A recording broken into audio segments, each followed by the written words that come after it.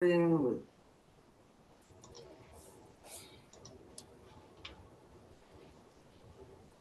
Andrea, what is your organization? African Services Committee. Okay, and Topi, what is yours? Oh, African Services Committee also. Yes. Okay. Um,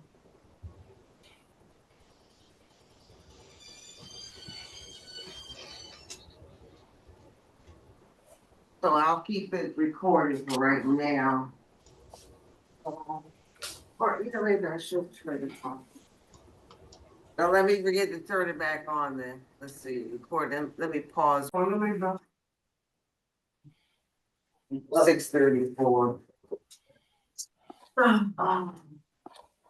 No, I suppose actually to Louisville regarding something else recently, so. Yeah, Louis, stays in touch. He is, it's so, I'm a soldier.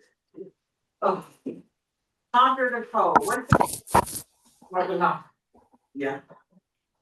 I like that read. Little Jordan, George. Thank you.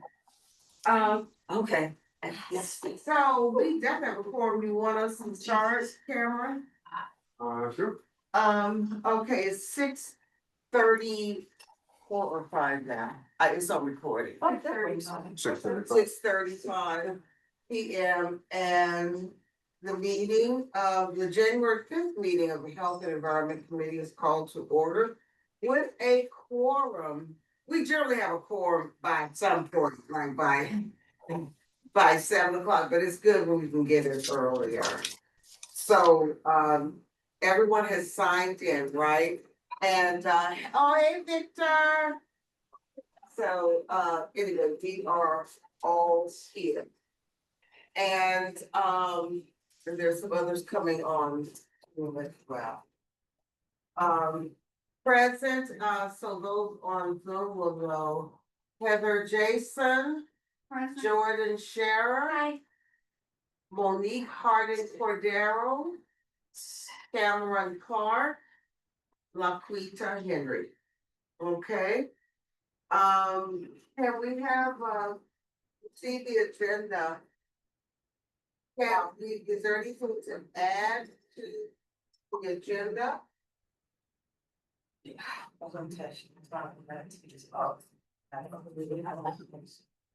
Okay, so can I have a motion to adopt the agenda in a second? I moved that we adopt the agenda. Seconded. Okay, it's been properly moved by Monique Cordero to accept the agenda and seconded by Jordan. And then the minutes, both November and December. And to tell you the truth, I think, I didn't get a chance to check it. The November minutes were approved last month, I think, and were presented at executive, but Okay. they were still on my computer, so anyway, can we have a motion to, are there any questions about the minutes, November or December? So Everybody who was present is marked present, everyone who was absent or excused is marked excused. Do we have that? I wanna make sure that's correct, cause I know, that's important, November and December. For Janara, is she? Well, Present in Janelle, November?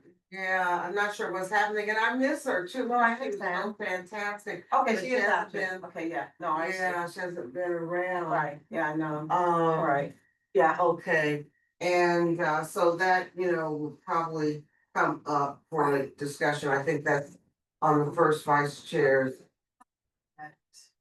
purview. Okay. So, without any changes or additions, unless they come up later, can I have a motion to accept the minutes as presented and, with the possibility of future correction? Is that a way to word it? Sure. Okay, can I have a motion? Motion to accept the minutes as worded with the possibility of adding corrections later. Yes. Is that what you said? Second. Usually there's not, but there is a possibility. Cause I will use the AI, but I find that it's really important to comb this because they don't have names credited correctly, and that's important for minutes. And I noticed that they have not been making account of the vote.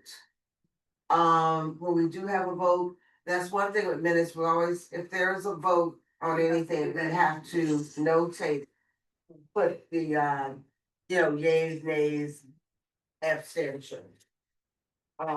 So with that in mind, just keep it in mind if there's something that comes up later, because they're part of the permanent record. Okay, so we're all caught up with minutes now. Thank you, everybody. And, so we can go on to announcements. I'm not sure if our direct, liaison, Pauline Ferrante is on or not. Yeah. Well, Cameron, as one who's I don't want to put you on the spot, you don't have to know why. Do you have anything that might be something we should be aware of? I know in terms of flu, we have to tell everybody that flu has doubled, maybe even tripled. There have been 3,000 deaths. I heard, now I gotta think if it's in this area, in the entire region, or just in New York City, but whatever it is, it's high. Every year, there's a number of deaths from the flu. But with this particular strain, it's a couple of notches up, but if you have gotten the flu vaccine, I understand that it satisfies 78% of what you need with all these new variants of the flu. So did I say, well, and Cameron just chime in, but I know that that's pretty bad. Even COVID is on the rise. I'm not sure to what extent it is. There's a hand up. Is that Victor? Oh, I didn't see Victor, your hand is Oh, no, up. that's not the hand, that's the cursor, the mouse. Okay, I think it's over by you. Okay. Oh, All right. sorry about that. No, okay, it was on our end. Hi Wendy. Anyway, so if there is anything else, I am hoping, and we depend on Department of Health to be here to fill us in on the latest statistics and all of that. But perhaps that's something we're gonna more and more increasingly do on our own. Co-chair Cameron, with your medical, do you mind taking that on, Oh, this is, okay. yeah, cause that's kinda, Sure, if any. like, Yeah. yeah, and just to look into, Yeah. like for February, March, all the months, because there are a number of times when they don't show, and there really is news. Yeah. Like even with, they should send someone when they don't, have information, but at any rate, we have to try to follow up with that. I'm not sure what the measles uptick is, but I do believe there is an uptick. I'm just not sure if it's in this area. Is it, I was gonna say, is it here? Right. Yeah, I I don't read think about it's it in in this Texas. area. Yeah, I think Yeah. also in South Carolina too, right? Yeah, I'm not sure, there's an uptick, but again, that's the kind of thing we do need to be aware of if it's here. And I also heard something about we're about to lose our immunity standard for measles because Yeah. so many people are Wow. not getting vaccinated now. Yeah. Reminder that it is cheaper to get another measles vaccine, especially, and mumps, especially if you are over 65. It is cheaper to get another vaccine than an antibody test, and a lot of doctors are recommending that for these diseases we're seeing an uptick and just get another vaccine. I do thank Primary you, care George. physician. Thanks, Heather, for bringing that up too. I mean, there's, we're susceptible to a lot more danger. I'm not trying to make everybody run scared, but we have to really be on the alert Yeah. to watch out for ourselves and, Absolutely. and especially since we cannot depend on the typical and ordinary institutions to inform us, Right. adequately inform us. So, George, it's so interesting you said that, because I got all mine retaken like 15 years ago. Yeah, Because I'm not from New York State, and so they didn't have my state records here. So my primary care doctor had me retake that. and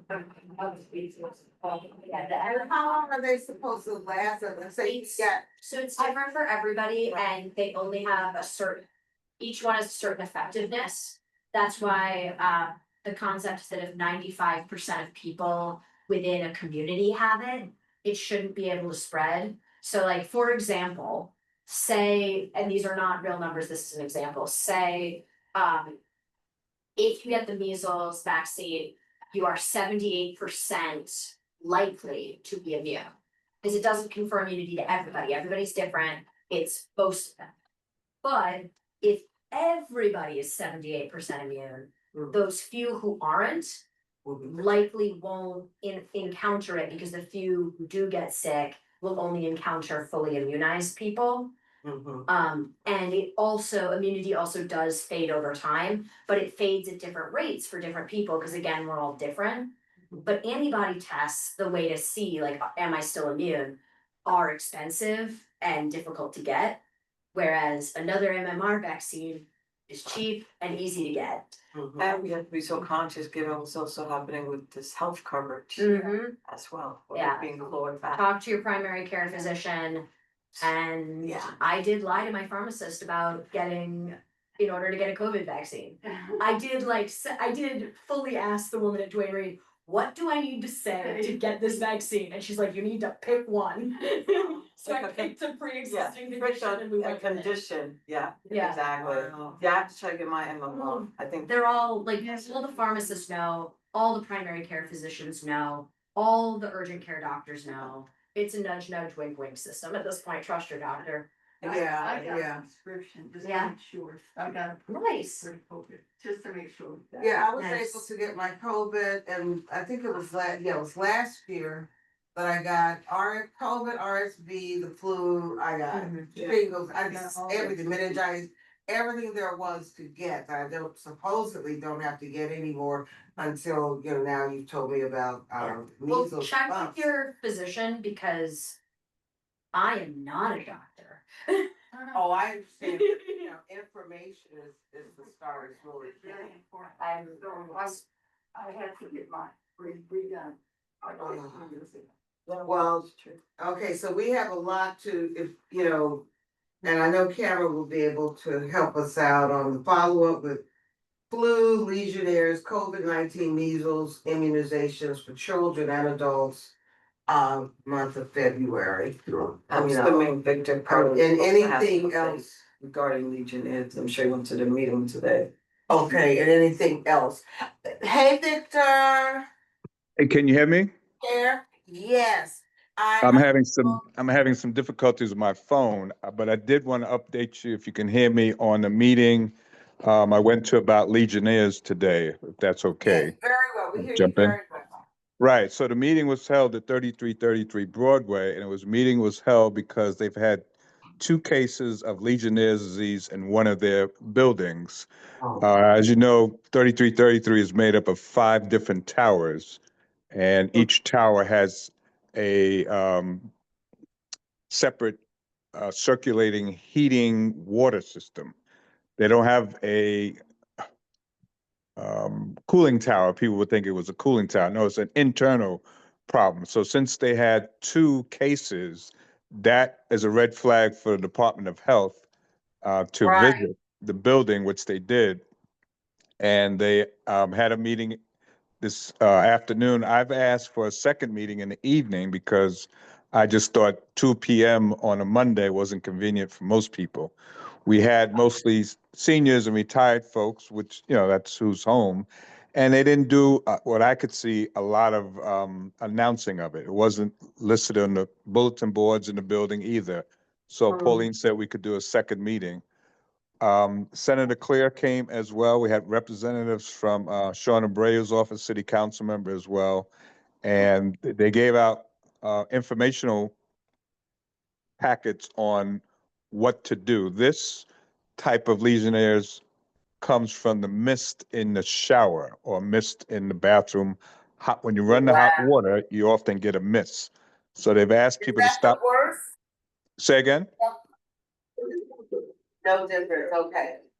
I know, I So- just asked if it was the worst, and that it's easier to get.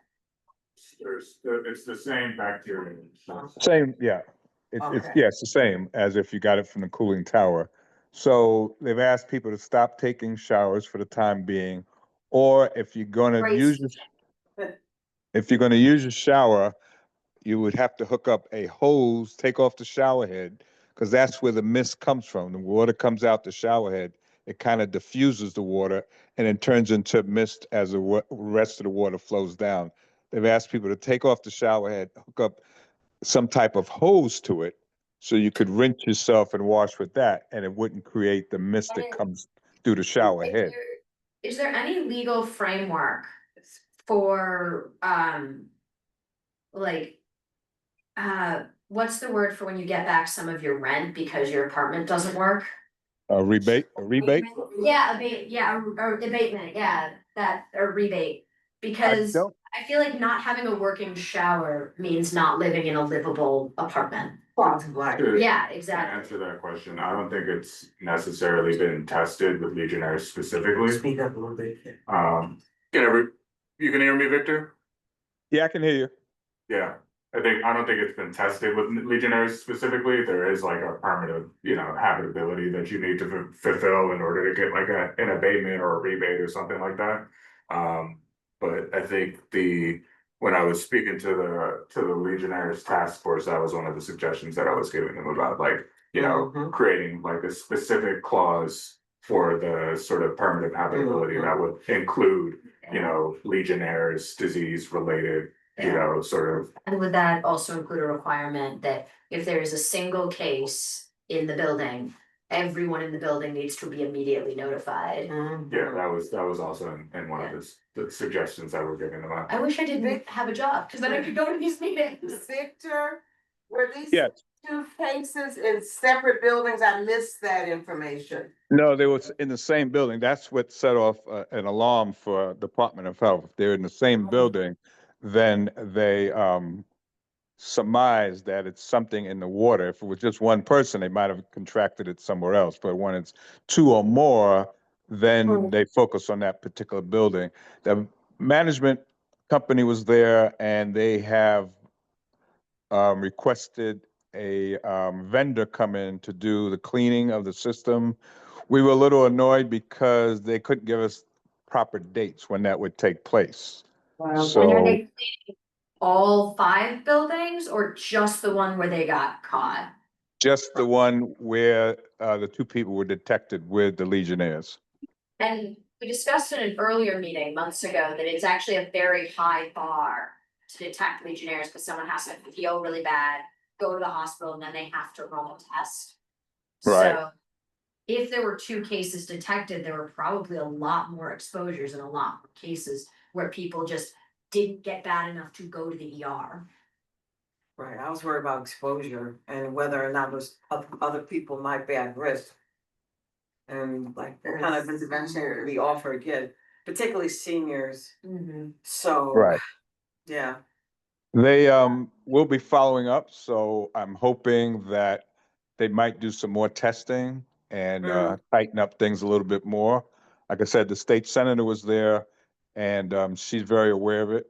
Both our city council member and our assembly person have bills pending regarding Legionnaire's disease, making the standard a bit higher and the test better and more acceptable to what we're looking to do.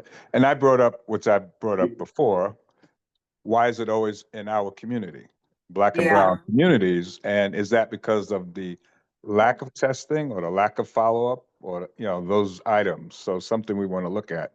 But it is on our radar, and we will be, along with the council members and the senator, keeping a very close eye on this. But your point made earlier about a rebate, that's something someone did bring up. It wasn't particularly answered, but we'll bring it up again in another meeting. Or the Legionnaires Task Force was there, and they were suggesting for the seniors in particular, if we're gonna suggest they use a hose that attaches to the shower itself, you know, and remove the shower head, then the building might want to supply that. That was a request that was made, so. And that was, Mhm. there was actually legislation about that issue specifically about like, you know, requiring buildings to provide hoses. I don't know if it passed, but I think that was like a slightly different proposed sort of city council bill. Okay. To imagine my grandmother. Exactly. Taking off a shower head and putting a hose on, first of all, she couldn't reach it, second of all, Right. she definitely slip in the shower. Right. Like, The maintenance, it would have to be a. Yeah, something about me assignment. doing it, that would be Yeah, like, very if they're telling seniors to do it themselves, that's insane. Mhm. I mean, it's a I'm just a Band-Aid. little- Are you suggesting like a hand shower, you know, or is a hose different from something that would be considered a hand shower that generally sits next to So the? basically, shower? yeah, so essentially in some of these building cases where this is not cooling tower associated, this is like, you know, in the, Another question about that. yeah, and the water systems of the buildings. Essentially, it's inhaled through the mist that the shower creates, through the spray that the shower creates. So basically the suggestion is, you know, if you have a shower that has like a diffuser that's creating like, not mist specifically, but any sort of spray, you take that off and just connect a hose adapter so that it's just coming out as a stream. And then, Stream rather than a mist. exactly, Oh, okay. And so like in this case, a sprayer would be just as bad as the shower head. yeah, you just, the idea is to remove the spray, like the spraying element. So that you can just like, you know, take a hose bath, basically. So is this coming pipes? like in a Is- good old. It's, yeah, so essentially, you know, what usually will happen with buildings like this is that, you know, there's like some sort of inadequate sanitation or inadequate heating, like of the boilers in the building, so like, you know, Legionella thrives in warm water. So you're supposed to have like a cold water supply. You're supposed to have like a cold water supply and a hot water supply. And if either the hot water isn't hot enough or the cold water isn't cold enough, then that's like sort of like an ideal temperature for the Legionella to thrive. Interesting. So- Is there a way to identify, may have a list of all the buildings that have these kinds of towers? These aren't cooling, this is not cooling tower related, so this, Yeah, but is there a way to find so. buildings that are susceptible, you know, like is there a list? Well, all buildings susceptible. Right, um, I'm so thinking there's no, water tank.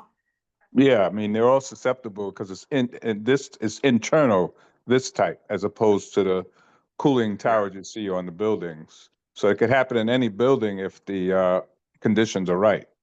Yeah. Interesting. And so- unfortunately, the only way we know is when someone contracts it. And that's when the red flag goes off. Because there's not Otherwise, actually currently, you know, I'm not aware of like testing requirements for sort of in-building boilers. Now, Can is there, you- oh, So, can you be preemptive and like drop a tablet in a water tank or something like that that might create an in-hospital environment for that bacteria to thrive, being proactive? Cause I'm sure you could, I think that there's just, tablet? I don't think this is Or like a like pH test. for something, yeah, 'cause I'm just, cleaning.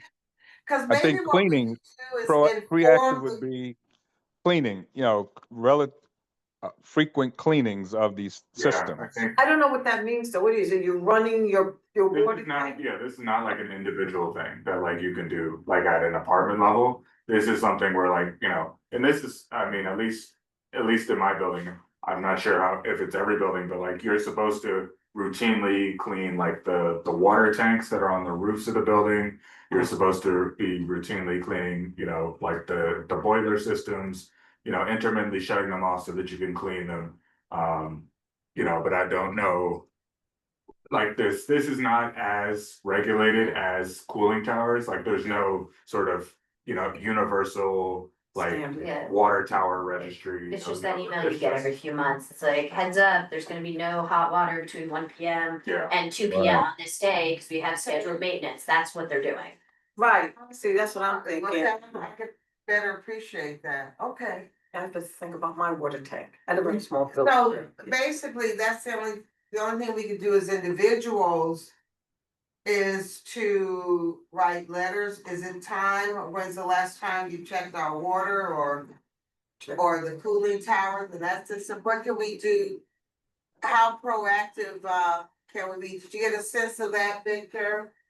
Or I think Cameron? there's legislation going through that I can get more information, or we can be supportive by writing our city council members to make sure they support it, our assembly person to make sure they support whatever legislation is going through. I think there's something in the assembly as well as city council, so we can get that and Mhm. move forward. On another note, the Legionnaires Task Force will be meeting sometime this month, so I'll let you and Cameron, both of you know about the meeting, so we can stay up to date. They were there today and asked if we could have representatives at their next meeting. So I said, sure, we'll get somebody there. Was So it we'll pretty get well attended by individuals, Victor? today's meeting, I would say no. Compared to the number of units I assume are in that building, we had maybe 25 people, all seniors. And that's why I asked for a second meeting. And Pauline agreed to that. And I said, if we need a larger space, we can get, one of the Columbia spaces there to do it, because everyone needs to know about this, young, old, or whatever. They definitely need to know what's going on. And she said people should, if they're feeling ill, go to the doctor and see if it's the flu, see if it's RSV, or see if it's Legionnaires. People, some of the symptoms are saying, oh, it's just a flu or it's a bad cold, and it's something more serious. So it's a good idea to get anything checked out when you're not feeling well these days between the flu and Legionnaires. So hopefully it's isolated to this one building. It's not in the other buildings. They do have separate um, heating systems where the water is heated. They all feed off one main source, but the heating systems are separate. So I will keep you up to date of anything else and give you any dates of meetings going forward. And how are the two cases? Are they doing okay? One of them was actually there. He was doing okay. Didn't say anything. They didn't say anything about the second one. Okay. Okay. I hope the other one's okay. All right, thank you so much, Victor, for that, You're welcome. You're welcome. very important information. Yes, definitely is. And so as soon as we know, if it's in the evening, then more of us could possibly try to Yeah. make it. That's what I was telling them. We need an evening meeting for working people. People, just can't make it during the day. They need to know what's going on and more visibility in the building. We asked that they put flyers on the door, they say, and we asked that they be posted in the buildings by the mailbox and bulletin board just to make sure everyone's aware of what's going on and what steps they can take to prevent it at this point. Okay, All right. thank you again. You're welcome. Any other health announcements or updates? I think not probably at this point. Cameron, I need your help with this. We need to know those persons who need to be co-host. Let's see, Christelle at Adamar from the Psychiatric Services available at the Hope Center. Is that representative here? Christelle or someone else who's representing? Okay, I guess not. Motion with good vibes in the park, safe spaces for mental health and wellness. No more than 7 minutes. Give us time to ask you questions afterwards. That's for each of the presenters, okay? I think motion is here. Motion, are you on? Yeah, I see him. And do you need- seeing if they're at their computer. Do you need to be made a co-host? They haven't unmuted yet. Oh. All right, we can go on to the next person. Andrea, I know Andrea's here, Andrea Granville and Topi Tai. And correct me if I mispronounced. Nope. From the African Services Committee. welcome again. Thank you for coming back and congratulations on the grant. Thank you. Okay, so And 8 minutes max. do you need to be made a co-host? Do you have a PowerPoint or a presentation? Excuse me? Oh, do you need to be made a co-host? Do you have a PowerPoint or a presentation or?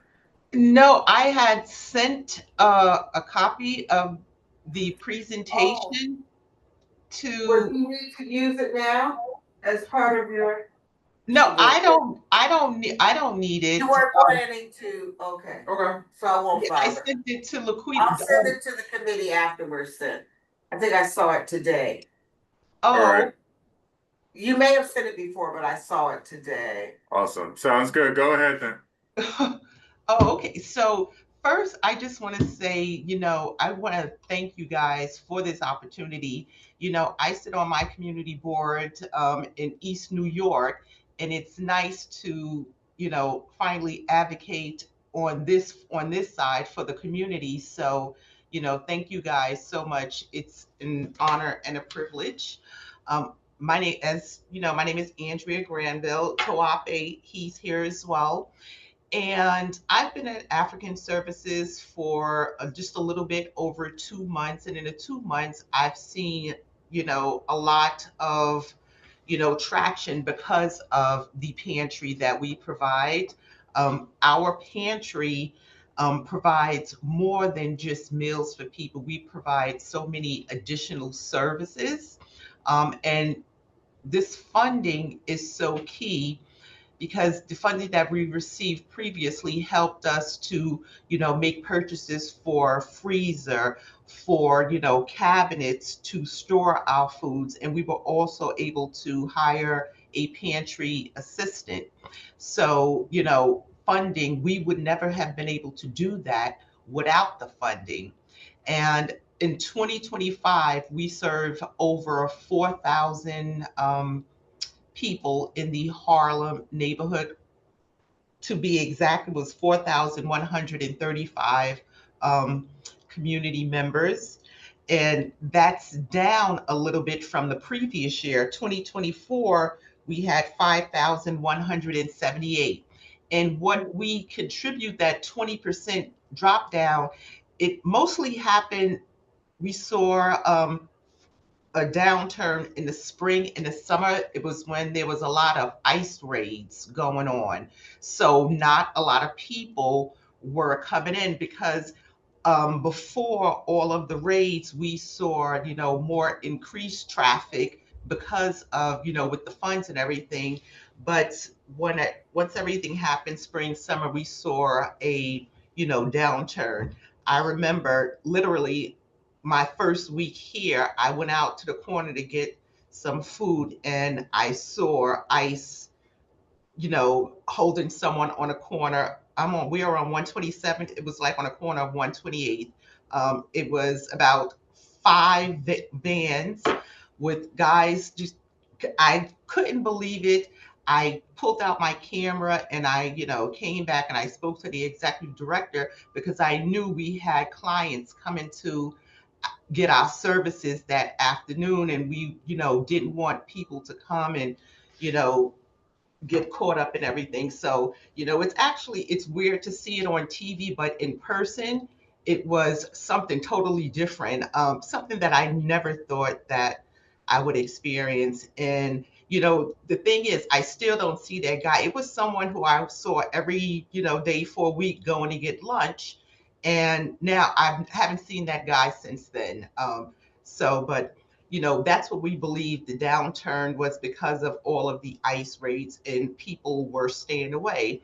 But now we're starting to see people, more traffic, coming into, our pantry. I don't like to say small, we're an intimate size business. We have 47 employees. So, we're not huge, but we have made a huge impact in the Harlem community and the West Harlem Development, Corporation. Toape was letting me know, as I said, I'm still new here, that we received recognition from them for what we've been doing, for the neighborhood. So that's just like a little bit of just some numbers and some history. And as I said, we average about 270 to 300 pantry recipients a month. We do all tracking. I was actually just pulling out some information. I had him pull information, and we have tracking information since 2013 of everyone. You have to come, you have to provide ID. We get a lot of referrals from city agencies that refer people to us. Every now and again we'll have someone who comes and they don't have an ID, or they don't have a home. And you know you have to be human about things sometimes. They may make a stink up front. We're hungry. They may bring a bunch of their kids with them. And I'm just not going to say no, we're not going to feed you because you can't provide us with an ID. We'll give them some food, give them resources, let them know how to come back so they can get additional services. So I've seen the impact of what this pantry is doing. And it's not something that I just thought it was just like a pantry. I didn't know that it's more than that. So many people come outside of the pantry services. They may come for pantry, but then they're going to stay because they know that we provide ESL counseling. We give them referrals to other agencies. It's mental health services. We have certified mental health um, advocates here. They're able to do all sort of testing. We have case management, housing. So you may come for pantry, but you can stay for so many other things. And one of the things that also is financial literacy. And it's important for us to be able to keep these services, because as I said, we see the impact that it's had. And within the last like 2 months or so, we've been seeing more traffic. We recently just hired a receptionist because he was the receptionist, but he was doing the reception and he was also doing the pantry. So we promoted him. We hired a receptionist who's able to support him. So now when people come in for the pantry, they do not have to wait, sometimes, a half an hour because it was just one person doing it. But now that we hired a receptionist, we're able to get people in, get people out really quickly. And that's, everybody's time is important, and what everyone, contributes to everything is, we want everyone to have dignity when they come to receive pantry, because sometimes, we see a variety of people. And I think it's when you receive the presentation, you'll see that probably 30 to 40 to 45, that range is like the average clients that we have, but we also have a lot of seniors. But it's I find like it's just very surprising, a lot of young people that come in. They need the services, and sometimes they're afraid to ask for additional services. They may say, "Oh, is there anything else that you can, provide to me?" And, then we can tell them about all the additional services. But the pantry has helped us to help so many different families. As I said, to me, about almost 300 people a month, that's a lot of residents here in, Harlem. And if we had more space, more capacity, I'm pretty sure we would be able to, help so many more. Every Wednesday, we get a huge delivery from Or Washers Bakery. It's a, world renowned bakery, uptown. There's also, in the Bronx, they deliver bread, pastries, all these goodies, and people will line up just to get them because everything is so fresh, and they need it.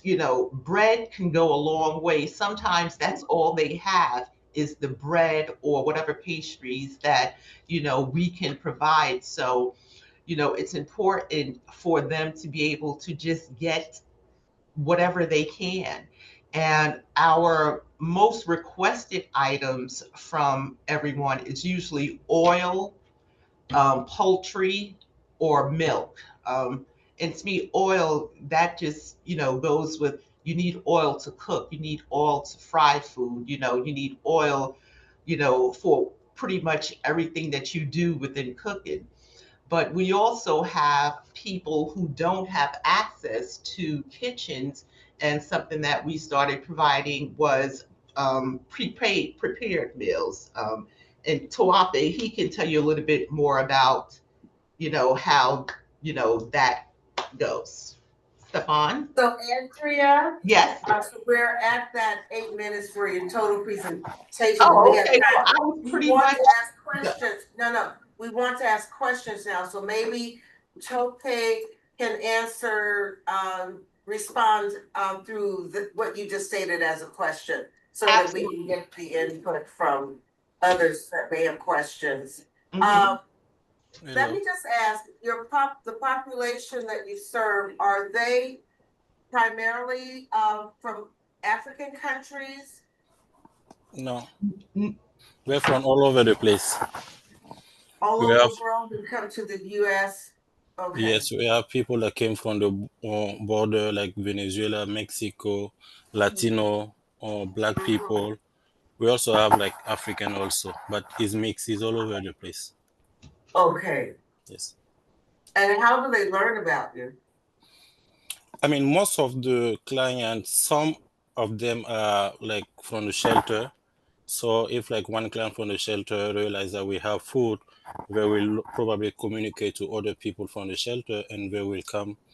And also like from this neighborhood, or they usually go to the church and the church will send them here and give them the referral so they can come get some food. And I think we work also with some hospital, I will say Bronx and Harlem Hospital, whenever they have client that doesn't speak English and it need like French or translator, they will send him over, and we realize that uh, it doesn't only need like French translation, but you also need food. So that's how you also get new client, and we give them the food.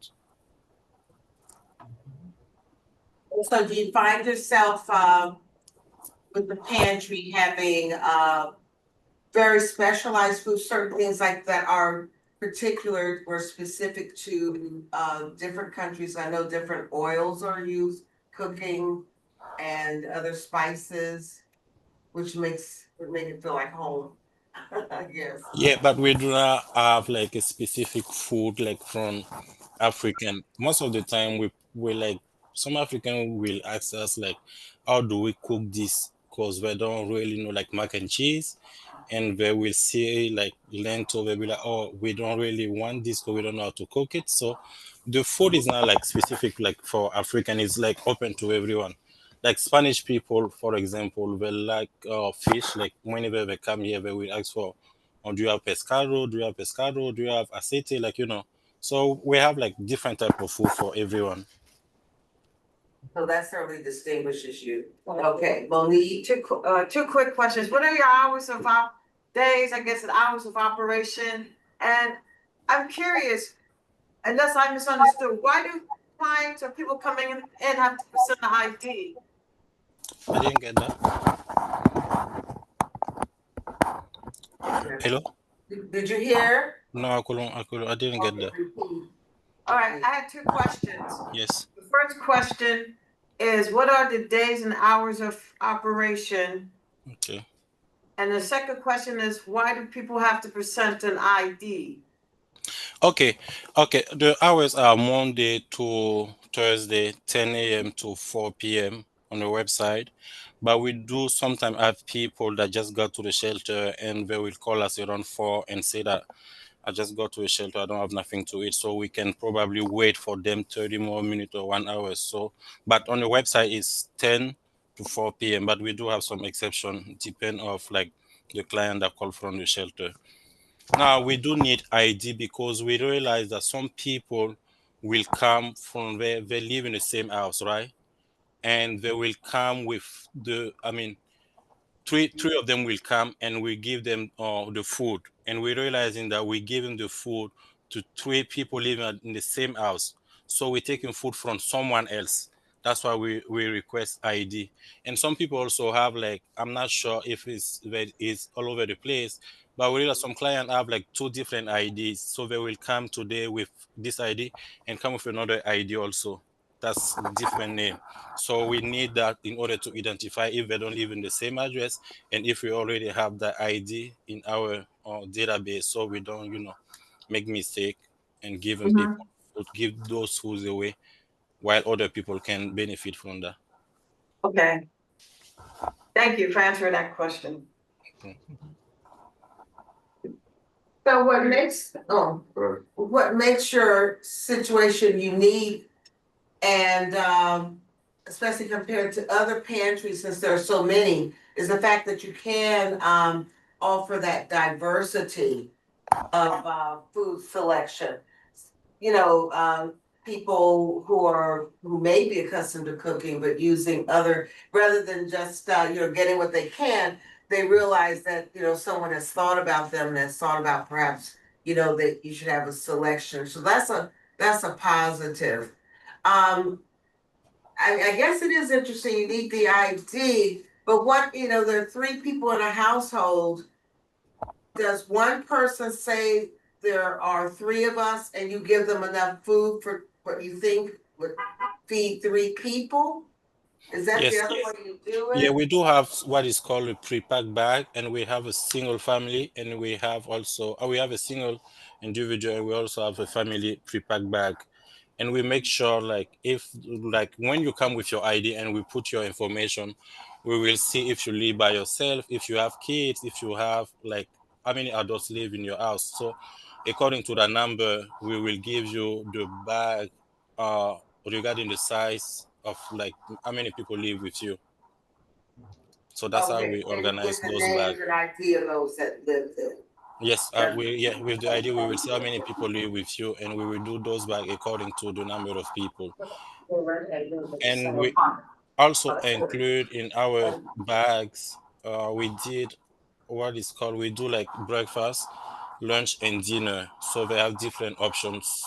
So, we can have at least breakfast, different option, lunch, different option, and also dinner. And me, sometimes I will ask them, if you don't know how to cook, okay, those are the easy step to do it. So we have some flour, sometimes we can give it to them. Okay, you can mix the pasta with this, you can do this, but it's not something they need to follow. But for people that doesn't really know how to use our item, we also explain to them, this is what you can do with all those food.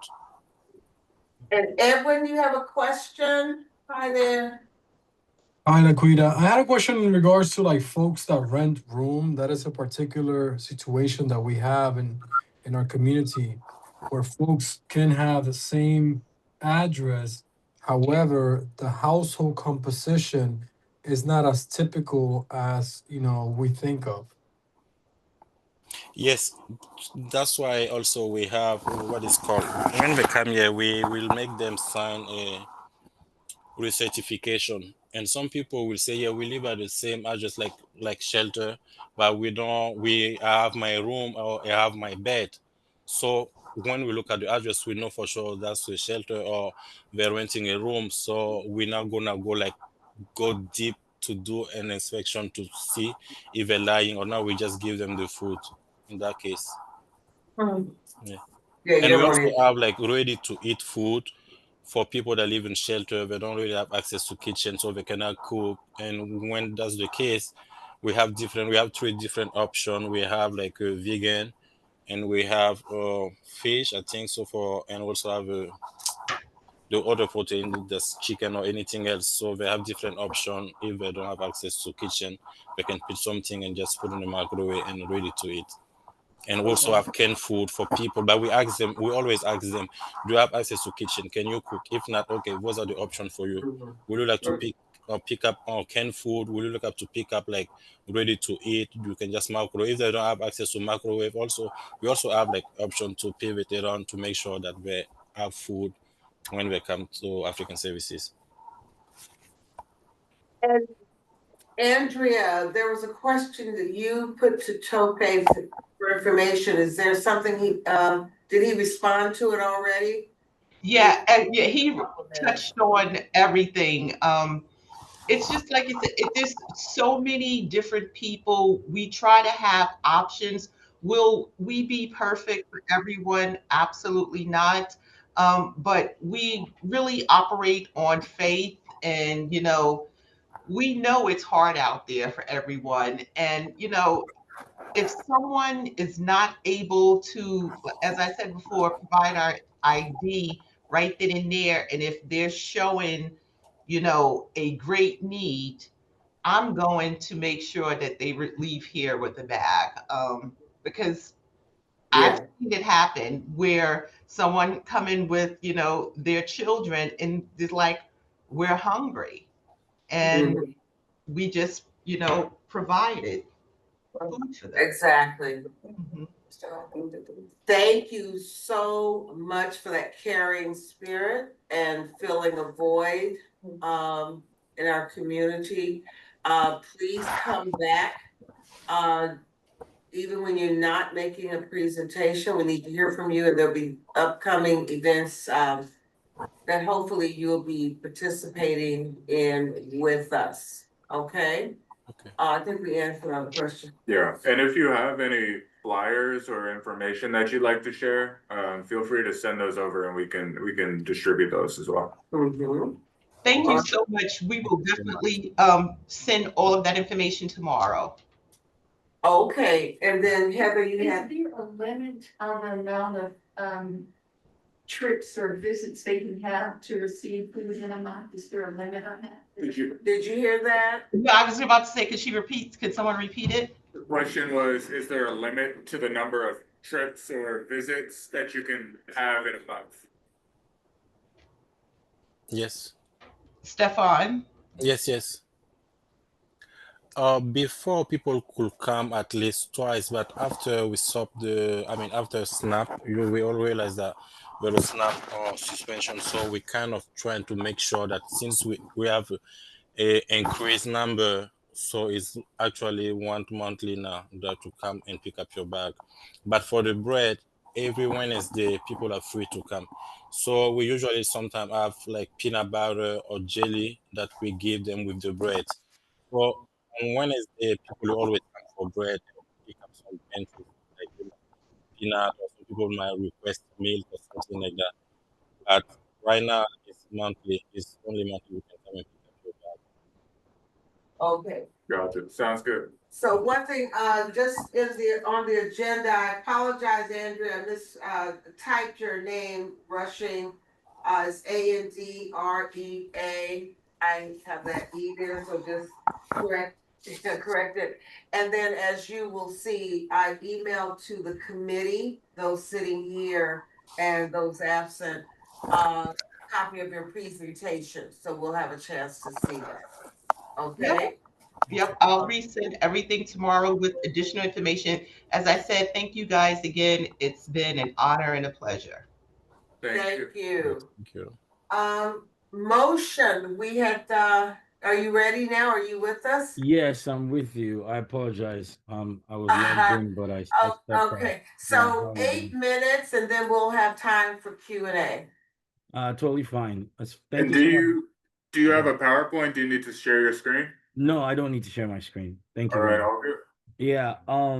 So my name is Motion. I'm from Good Vibes in the Park. I know some of you might be familiar with me because we've had Good Vibes in the Park in Harlem since 2020.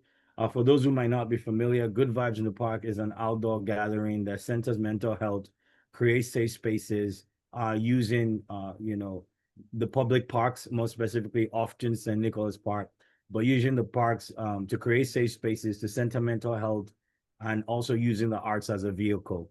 It sounds like a mouthful, but the simple basis of Good Vibes in the Park is to create wellness and joy. We were established in 2020 during a time when people could not gather without having like a safe distance.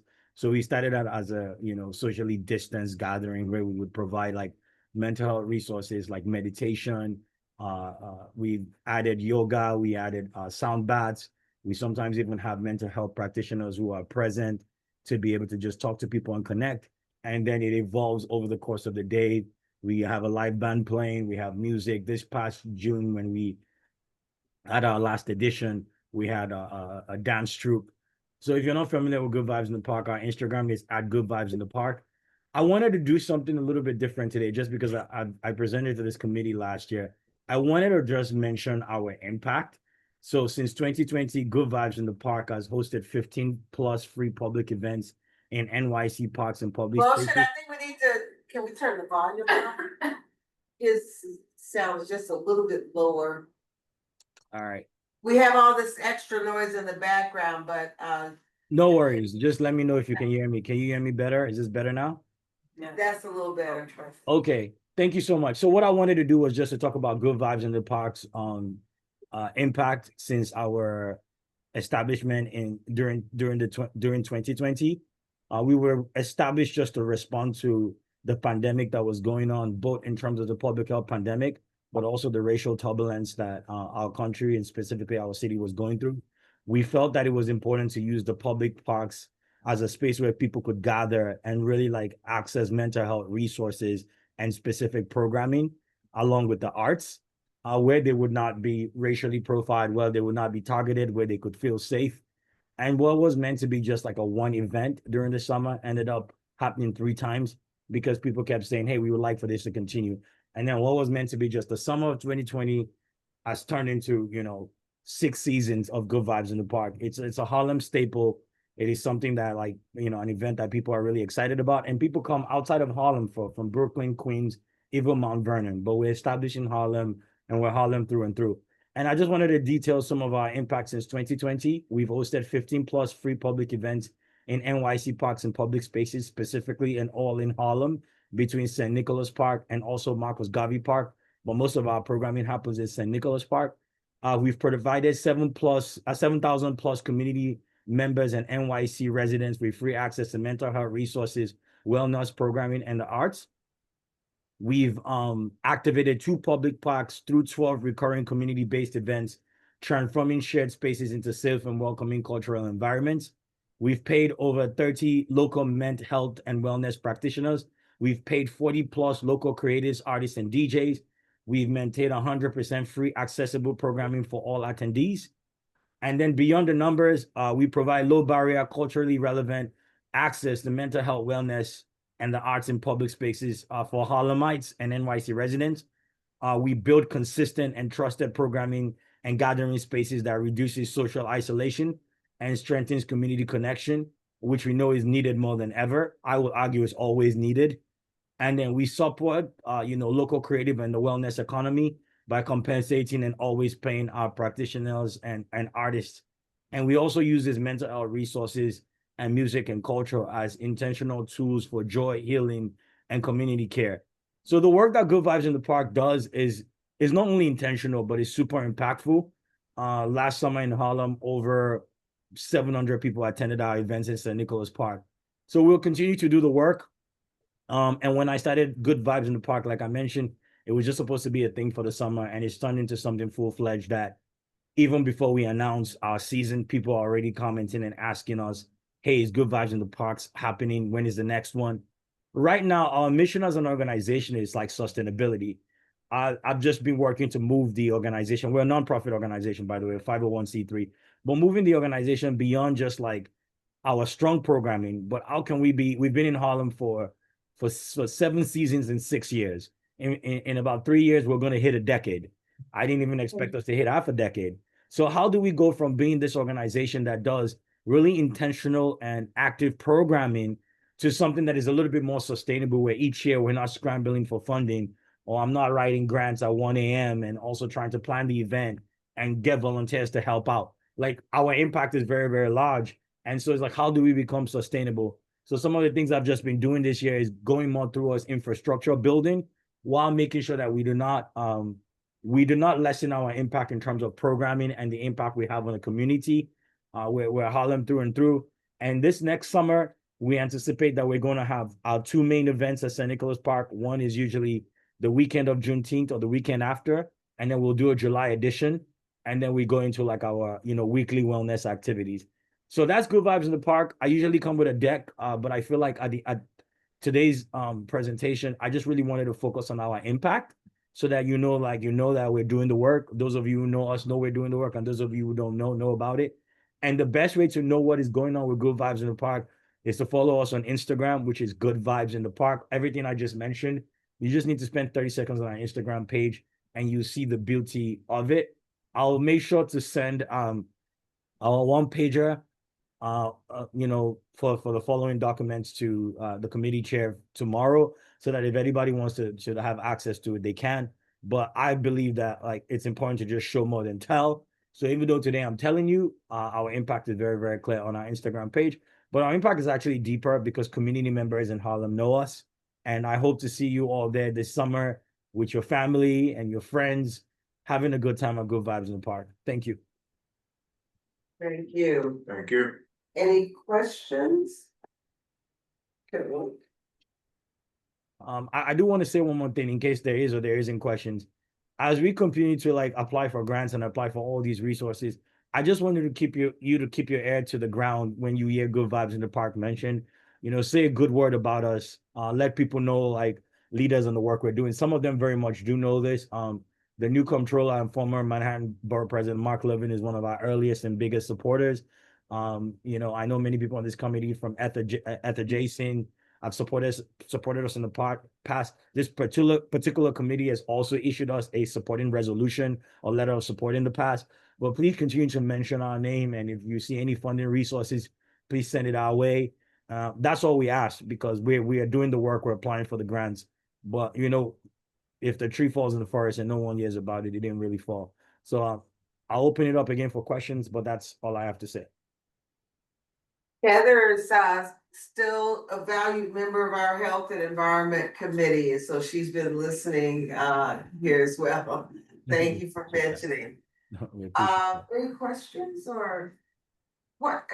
I'm trying to get a sense of it, staff or staffing. Thank you for asking that question. So I mentioned sustainability because staffing is something that like I've really prioritized us moving in this year, because that's been usually the issue with sustainability and planning the event is like just really doing it by myself, and then sometimes having people hop in a month before to support, looking for volunteers. Sometimes I've had friends join the team for a month or two to help. It's not sustainable to the point where I've considered sometimes just like stopping Good Vibes in the Park and just being like, listen, like life has to continue. I can't do this and do 50,000 things at the same time. So trying to move into a staffing kind of situation, the first thing that I've done at the moment is establish the board. And what they're trying to do with the board is just for the board to become more influential in fundraising, but also helping us in raising money so we can have staffing. My goal going into this summer, and then hopefully next year, is for us to have a project manager and a program manager that are at least part-time, because the structure of Good Vibes in the Park is already situated. It's planned in terms of the structure and what we do. It's just about replication and booking people and making sure that like we reach out and we do the collaborations and we apply for the grants. So at the moment, we have a graduate student from Columbia University who is working with us and sort of using Good Vibes in the Park as part of her practicum and health and wellness graduate studies at Columbia. She would have joined us tonight, but she's still on holidays and she's actually in Germany with her family. But I think she went to FAMU. She's a really amazing Black graduate student who works in health and wellness. But what I'm hoping next year we can do is actually hire a project manager and a part-time manager. So that's one of the reasons we're trying to raise money, because in the past, when we've tried to have people volunteer and help out, they help out for like a month or a couple of weeks, and then like life takes over, and then it becomes this weird situation of like, we are not paying you for your time, so we can only take the little help you give us, but that help is not serviceable, because you all know if you can't rely on someone's support consistently, then you can't really move forward. So they might as well not be there. So no, we don't have staffing except the graduate student who's working with us with her work study hours. But that's one of the reasons why our grants matter and our fundraising matters this year, because we want to be able to pay 2 part-time staff next year. Because I'll be honest with you, if we do not have that form of sustenance, Good Vibes in the Park will not continue. In fact, if we did not have Michaela Jackson, who's our graduate student from Columbia this year, we probably will not have Good Vibes in the Park this summer because I was kind of burnt out, to be quite honest. But Any other? we're positive. We're positive. Absolutely, absolutely. Yeah, Any that's why we're other? trying to raise money, you know? Okay. Yeah, so we can pay people. We have a student that help. Okay, so just. Yeah, I was gonna, right, I think the idea of, if you, well, I don't know what grants are out there now, but, maybe you could just look up the grants actually and see, what the cities and organizations service, which ones also, I know there are a lot of cuts, but there's generally something, look at what you need, say, if you hire high school students, seniors to help, they're always looking for summer jobs, short term. And that might be a way to get you started or relieve some of the, burden or stresses of some of the activities and be fun for them as well. I was saying like. For sure. I mean, I should thank the West Highland Development Corps because they're like one of our grantees from last year, and this year they also are funding us. So that funding is helpful. It's just that a lot of our funding goes directly to programming. But I'm like you mentioned, that additional without staff, we can't do the programming. And you know, a lot of the times, as you all know, funding always speaks to the impact of the work, but the work can't be done if people don't do it. So yes, we those are some really good ideas you mentioned. I think what I would probably do is follow up with Miss Henry and Miss Jason in the next couple of months, probably around April when we do our annual volunteer call out. We would like to be able to use the committee's megaphone in terms of your email list and your outreach to like spread our events, but also like we usually do a volunteer call out. So it's, to be quite honest, like at that point, volunteers who are able to come and help out a month before the day of the event really do make a difference. That's something I will mention. Also, one thing that we've been able to tap into some grants more recently, like big shout out to LMCC, Lower Manhattan Cultural Council / UMES, which is the Upper Manhattan Employment Economic Zone, UMES. WHDC would funded us last year, is funding us this year, and also mandates we come and present. So shout out to West Island Development Corps. We are also applying currently. We're going to be applying for the I think it's called the Neighborhood Committee grant, which they granted us a couple years ago. So we're just trying to like expand our reach of grants so that it's not just the programming, but we have the staff. But one thing I will say is one thing we can use your support in is when it comes to elected officials. We've not really gotten any funding from any city council leaders or any district leaders at all, you know. And there is money for cultural and mental health and resources programming, and I believe, you know, that is something that we would like, you know, our council members to be able to have us in their funding stream, because to be quite honest, we do the work, we have the receipts to show the work, we have the impact. I have every document that anybody can ever need from debt to show the work we do. So that we could use some help in connecting to those kind of elected officials and their funding streams. Look, Deborah wants to chime in. Okay. Hi, Deborah, you have a statement? Good evening, everyone. Just in response to his request for funding, City Council 2027 opens this week. So that's an opportunity for you to apply for multiple forms of City Council funding. That is incredibly helpful. Thank you so much. Yes. Take advantage of that. Deborah, did you drop your information in the, well, I don't know, whatever information is that, can you drop in the chat? I was going to also mention something about DYCD. If, because especially when the warm weather hits, they're always looking for opportunities for young people to develop their leadership and work ethic skills. Maybe partnering with DYCD in some capacity could get you the support that you might be seeking on a regular basis. They would provide the stipend to the person, and it would just be a matter of you structuring their time. And they're in many, I don't know what the age range is offhand, because they're on the younger side, they can maybe be very helpful in terms of helping you promote your programming throughout you know, our community. It doesn't seem like you have an issue with that, but still, young people have very creative ways of operating. For sure. I just put it down in my notes. I mean, maybe, you know, I think DYCD, I don't know if they're only summer or they start in the spring, but a big thing we do is we try to fly a lot of the coffee shops come April or May to announce our season. So we can always use some on the boots, on the ground, kind of like support. Thanks for this link. I'm writing it down. Miss Levine, are you familiar with? It's probably not rocket science, but in the event that we are navigating this application process and might want to seek your input or questions like that we can't figure out on our own, are you okay to be followed up with? I don't know if you've done this before, but once again, we are able. Yeah, why don't you still on? Okay, thank you so much. If you could share with me your contact info, I'll drop you. Yeah, I'm here. I'll drop it in the chat for you. No problem. I appreciate that. Thank you so much. If there are any more questions, I think that's it. Thank you, Motion, and all the best, and Keep up the good work. keep up the good work, and try not to do Get it all burned. yourself and get stressed out. So hopefully these ideas will help.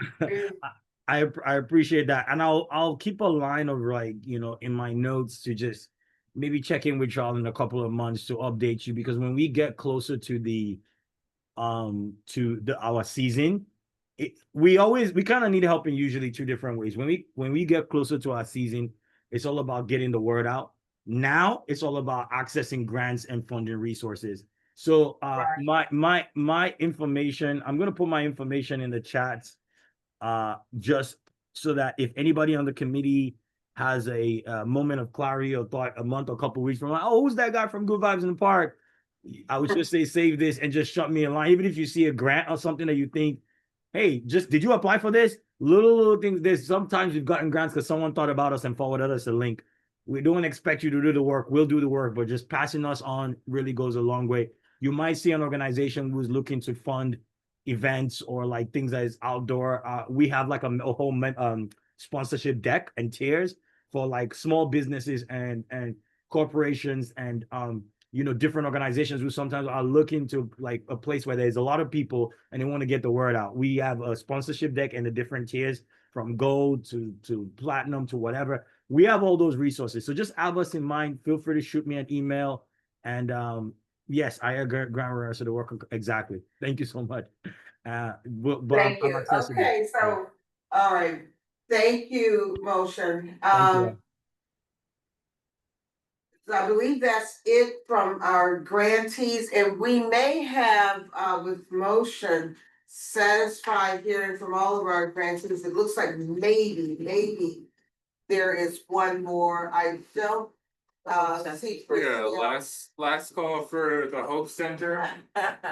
Yeah, I don't see them up there. All right. So I'll see what happens, because she kept up conversation, and they have presented to us in the past. But this is very different, if they got funding for their psychiatric services, which I, wasn't familiar with. Although 164, that's, maybe that's them. Is there a representative from the Hope Center? I don't know that telephone number.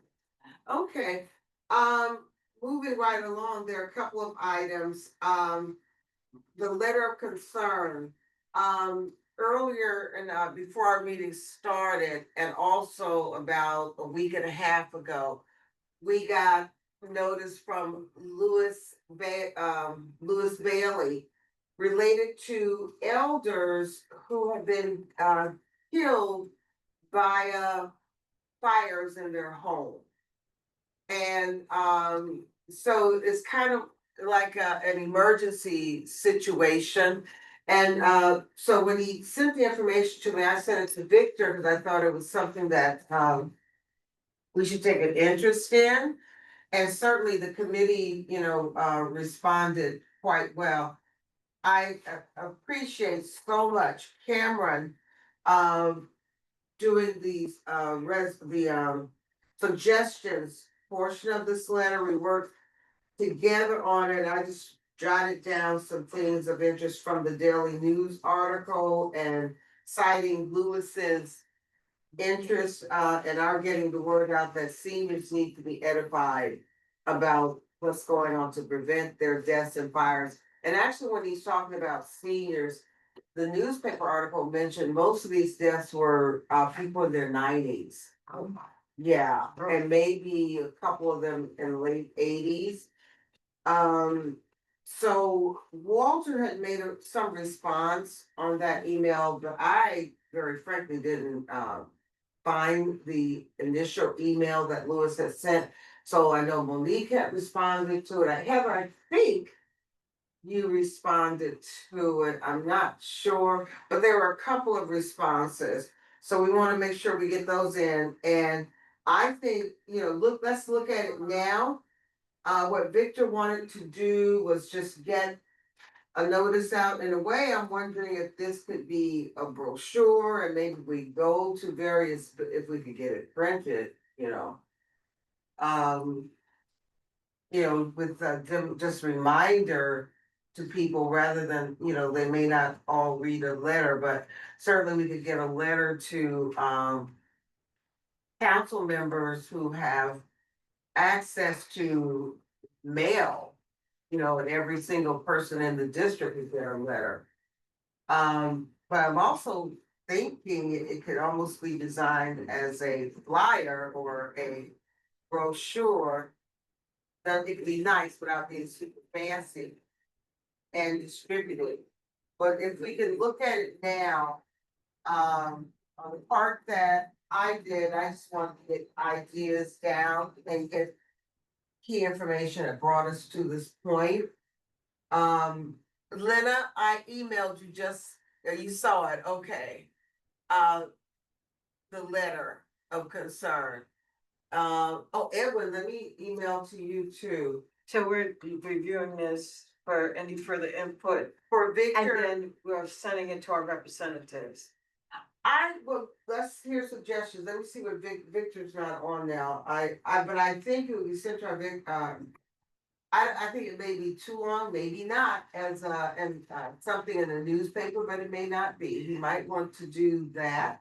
I mean, I think it's long. A lot of people have very short attention span. We certainly need to do more. But it could be an opinion on I it. would add, Laquita, that we need to have FDNY showing up to our meeting.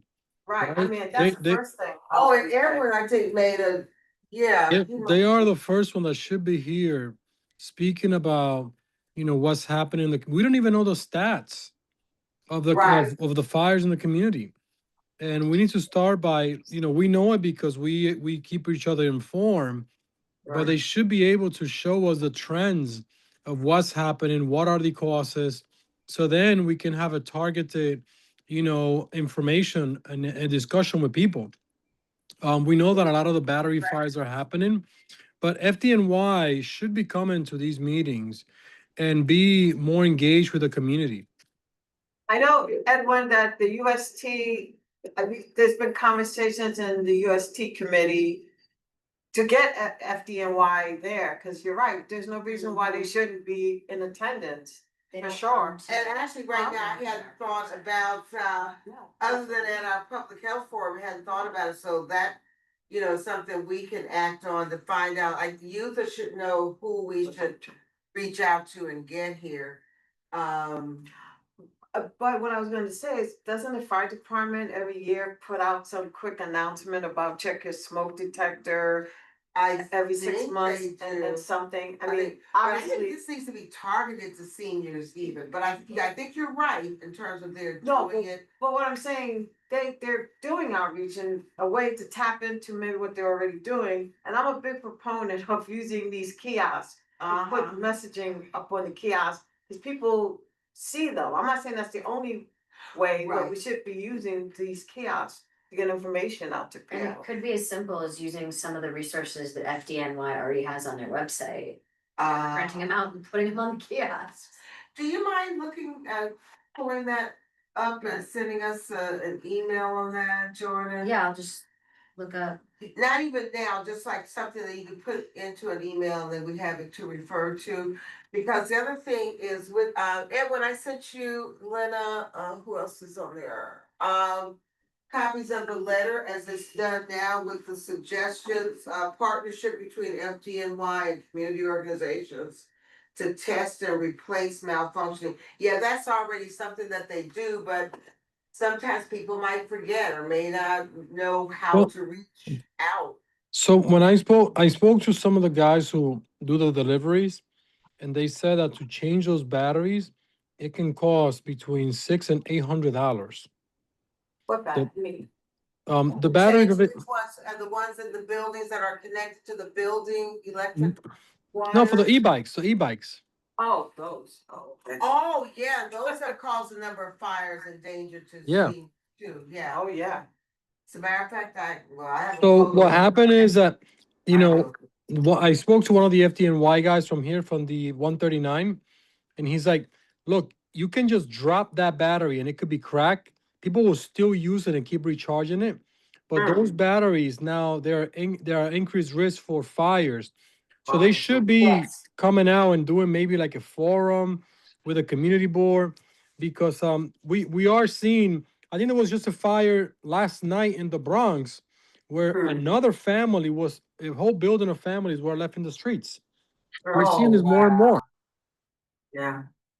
It just seems to be a time when there's a lot of fun. The winter, something about, well, I don't know, maybe in the summer too, but I noticed it in the winters. There's a place on FDNY's website where you can Speak up, request. Jordan. Oh, there's a place on FDNY's website where you can request a fire safety education presentation. Mhm. So it might make sense to request one, schedule it, and then Engage from there, maybe. and maybe have it be on a And day when, especially at the buildings where we know that there are tenants associations. yeah. And, cause, I mean, they can come here, but it might be a time, it's better to schedule there and as many of us can go, maybe two can make one meeting and two another. I know someone who has a list of tenants associations. And that could be, a project, for us. Heather? Yeah, also sign up on FDNY's website to request a police smoke alarm installation. Okay. Yes, so you can do that with the FDNY, and I also think the American Red Cross also does that. Okay. So, it's just partnering with them and getting the word, working, with the Senior Action Committee. And Yeah. maybe like on a monthly basis, saying, okay, and work with the FDNY directly and say, okay, every month we'd like for you to install these 10 or 20 smoke detectors in a home in our community board. But they have a free sign up. And you gave me the name of someone for our public health forum. I think Yeah, that we they, talked but about I that. can't remember that person's name, but we should be willing to give that to us. I mean, they should be at our meetings. Yeah.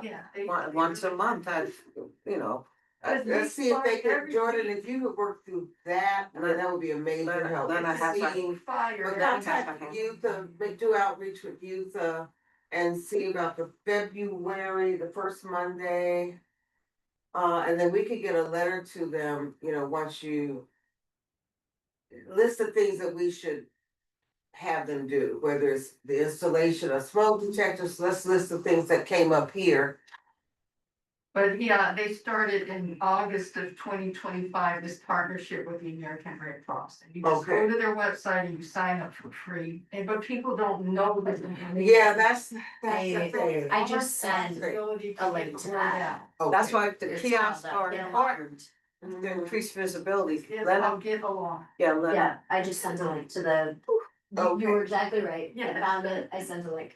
Okay, and Lena, Because they've come to our health fairs at my church, that's how I know about. okay, That's Okay. awesome. all right, so Lena has something. Yeah, just a quick comment. So thanks so much for putting this letter together. I wanted to note, so Edwin was talking about the e-bike batteries, which sure, I think there's issues there, but I want to say that in the letter, it says that FDNY shows that electrical issues are the most common causes of deaths, fatal residential fires. So I think we just need to, be careful not to blame e-bike and the delivery guys for this tragic situation. And I think it would be good, as you're all saying, that to get the FDNY in to actually hear from them what are the causes, so that whatever recommendations we're making are actually in line with what the causes are. And I think the letter's great, but I do agree with Monique. I think Monique, you said that I think it's too long. I think it needs to be shortened if we're going to do something with it. That's all. I just wanted to. Do you want to work on shortening it, Lena? Sure, absolutely. I can do that if you would like me to do that. You've been that way everyone's doing something, and you've been terrific with our editing. So I think it's good. Of course, with resolutions, we don't worry so much about them as long as we get our points out. But for this, that's fine, whatever. And our target should be, we want the target to be seniors as well as well, and then seniors have families, most of them, although a number of them don't. They're living alone, and mind you, seniors, everyone, what is it, 55 and over, or are we gonna go 62 and over? We need to get Walter. I think it depends on the agency, it varies.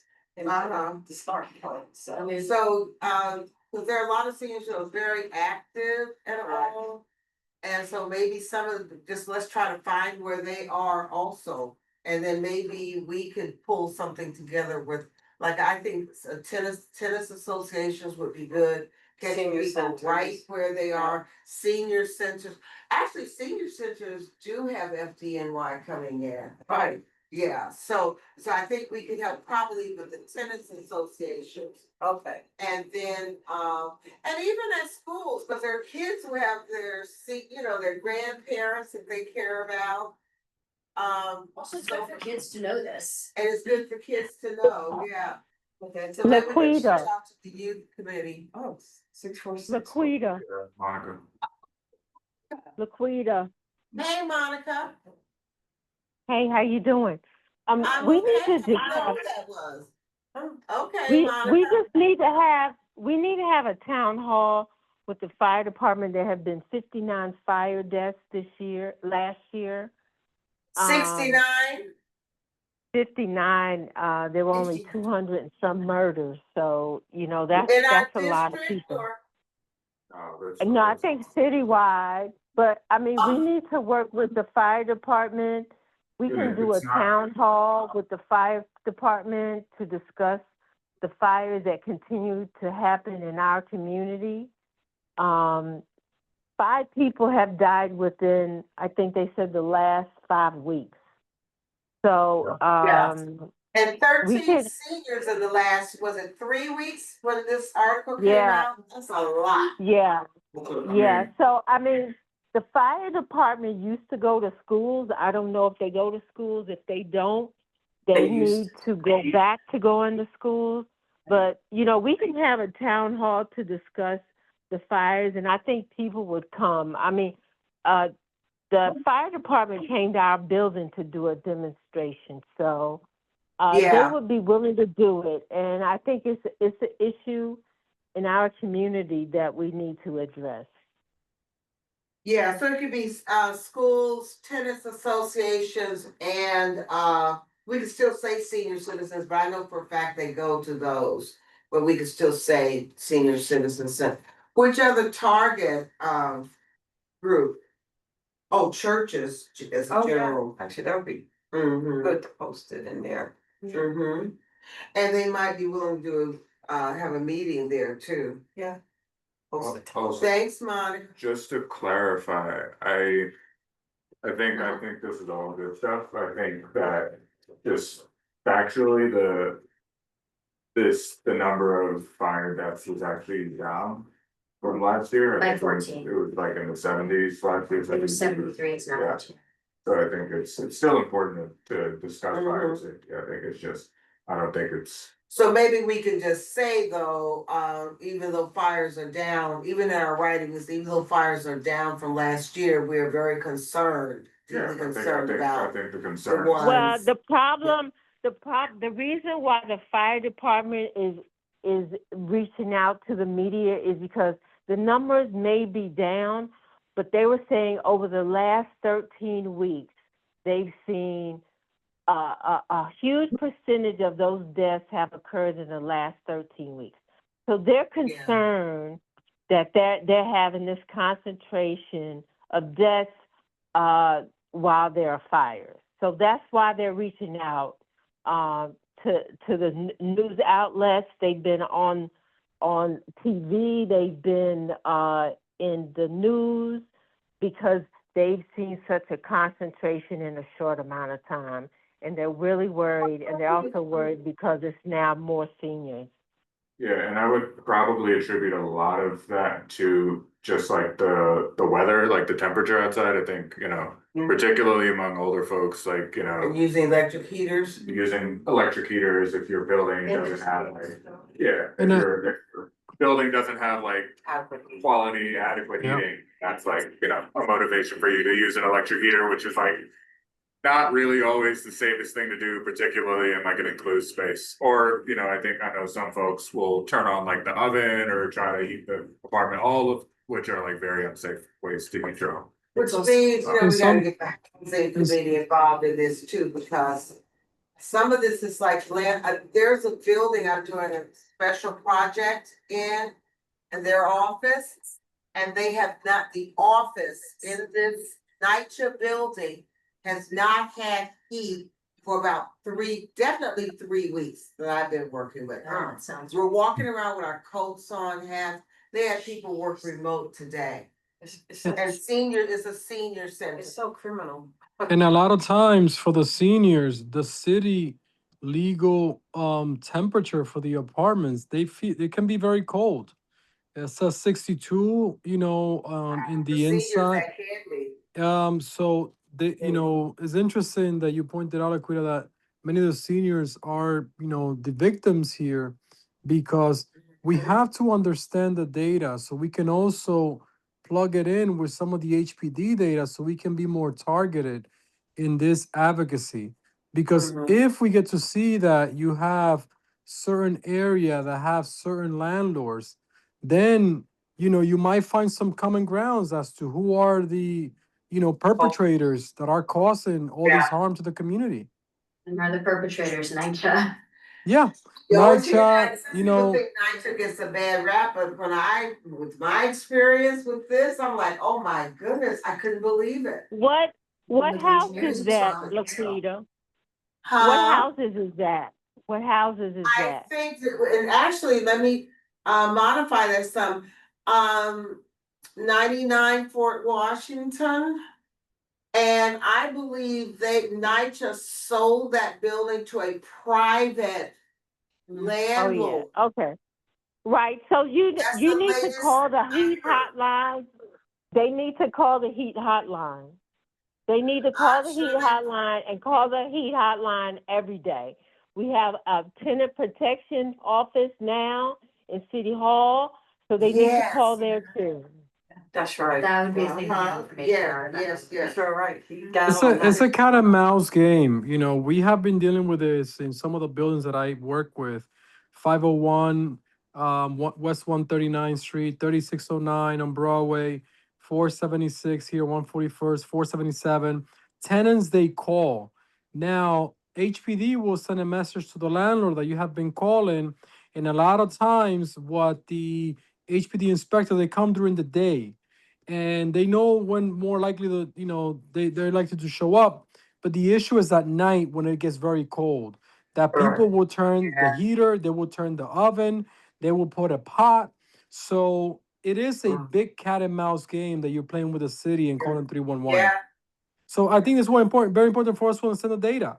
We should be able nowadays with the technology to see how many 311 calls, where are these hotspots and where are these fires happening. This is not something that, They know, a Edwin, they junior. know. Yes. Edwin, they know. I mean, They have I'm issued sure that. They have issued that. It's not like Yeah, they know. So just. You say, Monica, they know, and Yeah, they know. They know. There's. The fire department is very technologically advanced. So that They needs to can trickle tell down you to where us. all the fires are. So Huh? so we need to understand that data. They should come to CB9 and say, look, Yeah, Well, we're they gonna don't have invite to them. see it. It's public, Edwin. It's public, and they've been putting it on the news. They've been putting it in newspaper articles. That's public knowledge. they tell That's you not what secret. It's public. It's So we would public. keep Go onto their on. website. Go onto their website. They will tell you. You could. they'll tell you the 311 calls for heat and hot water, where the fire is That's happening. public data. That's all public data, but that's not the fire department. They have nothing to do with HPD. Yes, but Oh. the thing is that All there's a But common if we have information, thread. we can stress to there may be our a common seniors thread. and others. All 311 calls are recorded and categorized. You can go onto nyc.gov and find the data. It's not secret. It's not something that they hide. You can get all of it. You can get all the fire department calls. 70% of their calls are for an ambulance, not a fire truck. Well, let's So 311 and NYC 311 NYC or NYC 311. No, Um, nyc.gov, and you can get the data. Okay. In fact, you just can whatever go you actually can, don't, Google. make yourself Right, crazy. you can- Just basic. Right, you can stuff. Google 311 calls in New York City. Nine. Google it. And then So- compare the city. So maybe if Yeah. there is a graduate student at the Melstein that is probably working on this, they will have that data, because you can just take the 311 call, look at the FDNY, plug it in, and you'll be able to see the common threads for these fires. Yeah, it's a good project. It's a good project. We'll see if we can All right. refine the question. I feel like I can do it too. Okay, yeah. So there, well, Monique, you raised a good point, because we have you're talking about the fellow that we have. Yeah, I mean, And Cameron is our Yeah. liaison. Actually, Victor had asked if there was, when he could come to meetings. Have you gotten information on that? See if February is available. I know he's scheduled to come to the general board meeting Uh-huh. next week. Oh, okay, that's good. Then maybe we can put, there's a couple of questions. We have a fellow that's connected to housing and the health committee working on another comparative study related to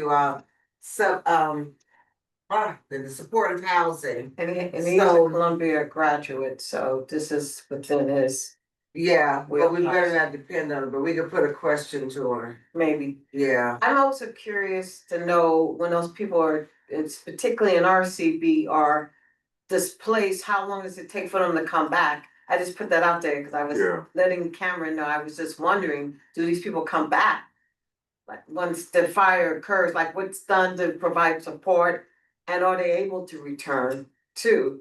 I mean, that's a whole other issue, Monique, but. the folks on 144 where that fire happened, they were out Yeah. for 4 years. Oh, my goodness. Oh, my Yeah, God. a lot of them Landlords aren't use back. this as a tactic because they know that, that's a good way to displace rent stabilized tenants. Yeah, Even though legally you have the right to come back. But what Yeah. happens is that, people, they move somewhere else. And yeah, by that time, they establish roots somewhere else. They'll Yeah. get a little payout and they'll be like, you know what? I'll leave the apartment. I'm not going to go back there because of what Yeah. happened. So this is a very easy way for you to get tenants out of the building. yeah, and so hence it adds to some of the other concerns that we had. In terms of people being displaced, and not being able to come back, and it being a big disruption in the community Mhm. itself. So I know that's a more involved research, but it's something that I know I had to share it with Cameron on the side, that I guess it's something I don't want us to forget about. I don't know how we can tackle it, but it's an important issue or question. It's a So, very yeah. important topic because we had the folks on 144 that they were out for 4 more than years. 4 years. Yeah. Was that Miriam's, no, she had a relative in that building. Yeah, I think no, Marion had a relative on the fire from 141st. We had so many here that it's hard to keep up with them. You said Yeah, 140, I thought that was the one on last 145th too, that place is And still then we've closed. had a Yep. number of serious fires. Between Convent and, between Broadway and Amsterdam, that building is still closed. The so- fire that happened on 149, that family is still out on top of the Wallace, right on top of the pediatric. The apartment is still empty. So the landlord, they just leave it there, and say, oh, we can repair it. This is like maybe 2 units that they've been sitting empty for now close to a year. 40 years, that's. I agree that Monica, let's see what kind of forum we can pull together, FDNY. Because it may sound like, okay, 3 weeks, 13 deaths from, all related to fires. On one hand, it may sound like, oh, that's a small issue to tackle, but it's a critical one because it ties into other areas, Correct. whether it's uniformed services, housing and land use. It ties into, children, youth and education. Yeah. So let's, who would be willing to work? Can there be a couple of us pull together on the on this and report back, say in February? Okay. Would you be interested in? Okay. Heather? Yeah. All right, Monica, can we at least get you on the phone with this?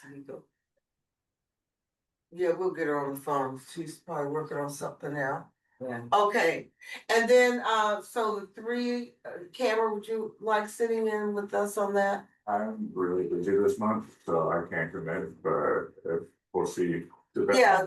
Right, and then, then you're liaisoning, you're gonna liaison with the fellow to get him, Yeah, if we here. can find like Or even if it's by Zoom for February. And then Lena, you will help, put our letter in more, basic, easy to read language, not easy to read, but it's easy to read, but more like the common person reading it rather than, I guess, 5th grade level we should be at instead of college level. Just a little shorter, but people will read it. And shorter. I'll do my best. And then Jordan's gonna get whatever statistics she can get that's usable for us in this area. If we try to do it this, Lena and Jordan this week, maybe we could meet next week on, say Monday. I'm saying that without a calendar, my own calendar in front of me. Easier to pull up my calendar. Is that the 12th? January 12th? Monday, the 12th, I'm free after 6 p.m. Okay, but we could do it via Zoom. Something else is going on. Okay. Let's try this, is that okay with you, Liz? You could be on the phone by 6:30 or 7. It's cold. It's cold, we already. Oh, I've got my jacket on. It's freaking here, it's not just. Kevin, Liz, Jordan, me, and then Lena, if you could join us too, because you will have done the letter. I'd like to be able to get the letter to the seniors committee they meet tomorrow. Yeah. But, no, I'm not saying you would have it completed tomorrow. But maybe I can send them what we already have to see what the ideas are. Walter didn't weigh in, I thought he had added. He had added something, but we could show him this. Yeah. And then he could add it in if we missed it. Got it.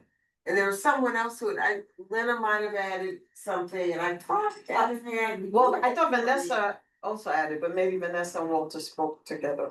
Okay, Vanessa. She's the coach. That's the letters I was trying to figure out who that was. Okay, yeah, LJG, something like that, yeah, okay, okay, Hoffman. okay. Yeah, so I'll send it to them. All right, so thank you, everybody, so I'll follow up. So the last thing will be really fast with this, Monica had called me. Sorry, Monica, I missed your call, but you're online now.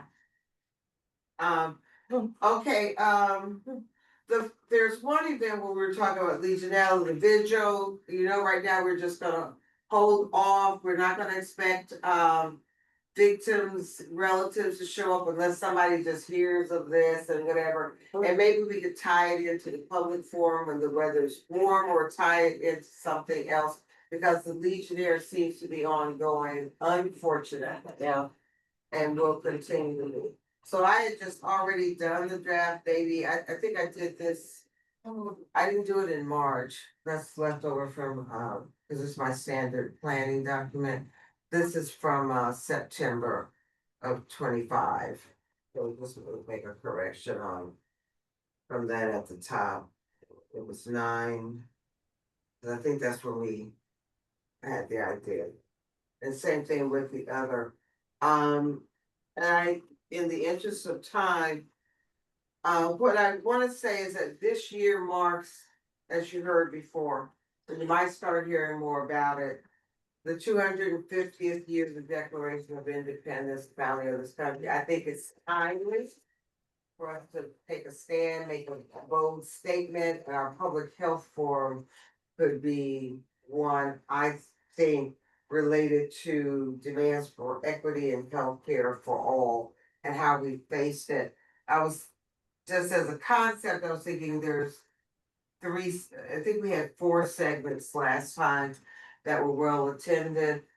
And good timing.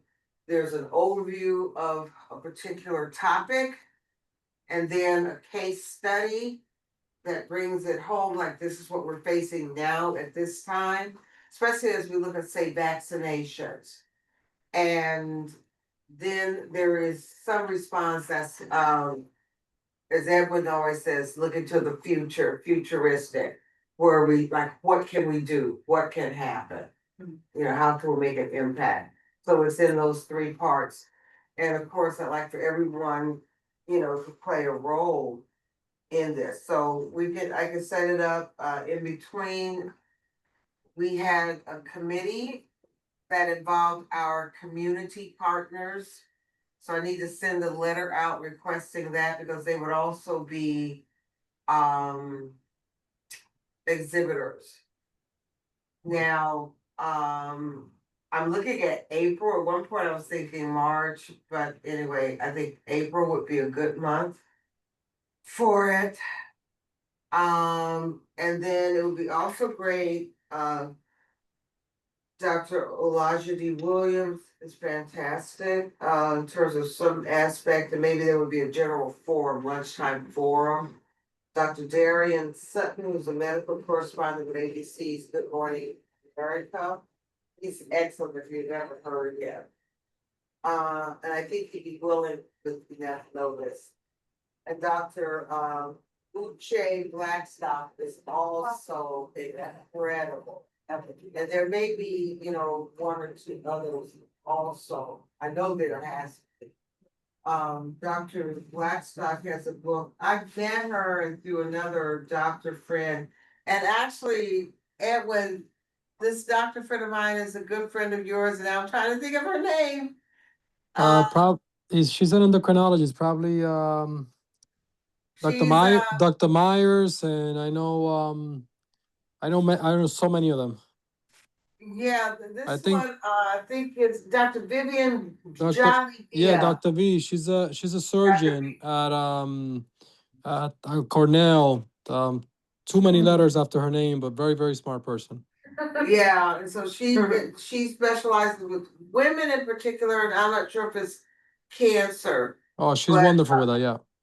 She's fantastic. Anyway, and she's friends with Dr. Blackstock also. Yep, And Blackstock very has small written community. Legacy of Black Physician Reckons with Racism in Medicine. So the whole thing between what was going on in the past and now, a lot of it has to do with equity in the healthcare system makes all the difference and can make all the difference in the world.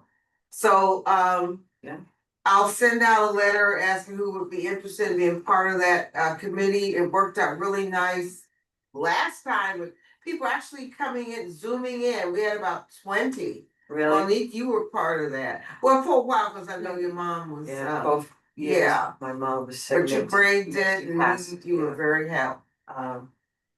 And with happened to that. be a marked, yeah. Yeah. I was rooting for you guys. I was there in spirit. Yeah, you did, But- and you recommended someone who's Yeah, really terrific. I can recommend some people, but it sounds like you have a good lineup. Well, so it far. doesn't hurt to have, because we might need some substance, but we need to get on it like now. Yeah. Okay, so that's a second committee.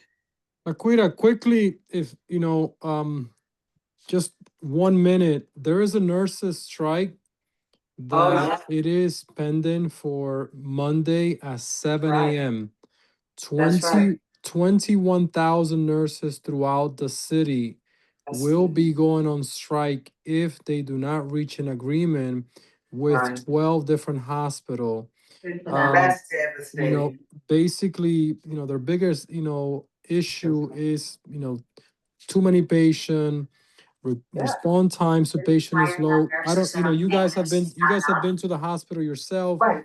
where you cannot find a nurse. They have an Right. issue with Yeah. retention, The burnout, patient, just, yeah, the patients in patient. the hallway. Stop. So this is And gonna it- be something very disruptive for the care of the city if you have 21,000 nurses going on strike, but Yeah. they're doing this because, they're basically being pushed due to the condition that they're working under. Who helped resolve that? Is that something for the mayor or is that the hospitals? So these are, 12 different hospitals.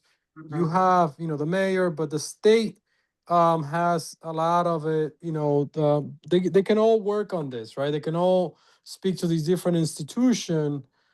Because look, you can go and look at whichever particular hospital and look at the 990 and see the compensation and where the money's been distributed. NYP, I think that the CEO is making north of $24 million a year. So, we can go on, but these are issues that are impacting the community and it will severely impact us You're right. if this I mean, happens on we Monday. were always understaffed in nursing, and then when COVID hit, it just like decimated the nursing team. And it's been really hard for them to come back. And it's just like devastating. And it's Yes, just so unfortunate. And then there were doctors that were leaving or, yeah, but one committed. But the nurses do all. One committed the suicide at dirty Columbia. work, basically. In the ER, there was, Oh, one of them. Suicide, you said? Yes, Yeah, indeed, one at Columbia doctor University, did. one of them, she committed With, suicide. She Oh, died by yeah, suicide. to Mount Sinai, I think. You're right, you're right. Yeah, Columbia. I remember yeah, that. Columbia, That was 168. horrific. That was So, horrific. so these are conditions that folks are, they take care of us. We need them. Yes, For full so what do you disclosure, I'm recommend? a NISA member myself, Yes. but you also know that Sinai now has a fight also going on with Empire Blue Cross Blue Shield. They're fighting the contract. So if you have Empire, as of January, you're no longer able to see any Sinai affiliated physician or seek their services. Lots of Yeah. disruption happening in healthcare. Yeah. Insurances are going up for people because of the Obamacare or Affordable Care Act, which is the name. So a lot is going on between now and the next meeting that you guys will have when it comes to You're right, coverage and We gotta access to stay care. on top of that too. Mount Sinai. Yeah, there, in the past, we've had hospital representatives, here, and the nurses union, but, yeah, you're right. I guess even if they resolve it, we should have them at one of those, groups at our February meeting. And they did speak at our meetings in the past. Yes, Is yes. there a way to show support both for a resolution, because having nurses in hospitals is important, Correct. but also to show support for getting the nurses what they need to Yeah. support themselves? You know, that's a letter. They need a I living wonder wage. if we did draft it before. We did. How we modify, what do We just, I mean, I know Ashley just, or who was it? Was it Utah? They Passed should. along, like, a message from like one of the community I may have missed it Mount recently. Sinai. community liaisons from Mount Sinai. Yeah. I wonder if we could Brad, draft a letter to something. like the Right. community liaisons for all of these hospitals. How does a picket line work with a hospital? That is Every- very. Did you So hear the- that? so each- How the picket line works So with each the- hospital on Monday at 7 a.m., if they do not reach an agreement, the nurses will be picketing in front of of these institutions. So will there be some hot nurses inside? No, well, if you are if you're part of the bargaining team, you will not be going into the hospital at 7 a.m. What the hospital will do, they get these contract nurses Yeah. that they come in, folks from all over the country, they Travel hire nurses. them. But you know, look, these are folks who don't have an attachment to the community. They don't know the community. They don't live in the community, and you're paying them, and you're paying them, They're just straight up you know, scabs. $100 to $200 an hour.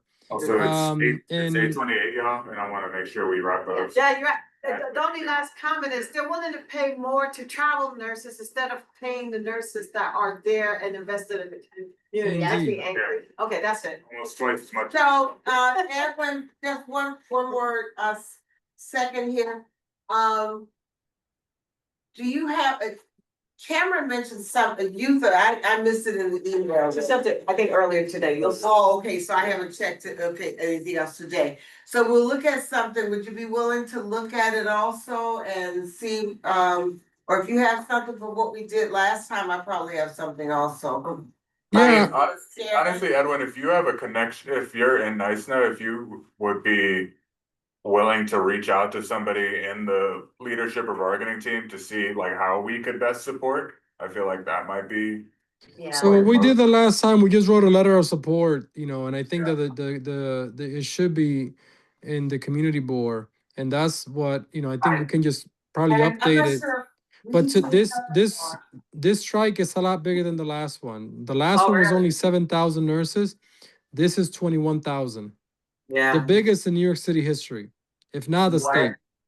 Yeah, the last one. All right, if you can find it, I'll look, see if I can find my copy of it. And then we can modify based on that. Yeah, I'll see if I find it. I'll send it to you guys, because I think that we did that Okay. already. The If last, you have a last strike. copy of like the demands, like Yeah, that- specifically for the. I think it does have that in there, the letter has it. From this, for this strike. Oh, Hey. for this, yeah. Yeah, they're still fighting for the same. You know, one would think that the Yeah, it's last gonna be- strike would it's have gonna be resolved it, sad. right? When it comes to like Okay, patients if and you, patient being in the But I like- hallways. They still the same problem that they're dealing with, and they're saying, Right. look, you know, this is inhumane to have somebody with a Foley catheter that don't have a room. right. Thank you, Edwin, my but God. if you can, if you have it, in front of you or tonight, can you email it and I'll make sure that we get it to, Yeah, I'll look first, see if I find it. Yeah, I'll look. I know, but. yeah, we're gonna get out too, but I don't Yes. wanna. Oh, yeah, also, okay. Thank you, yes, cold it, Hold it here, hold on there. Okay, thank you so much, Lena, Edwin, Christopher, and Monica.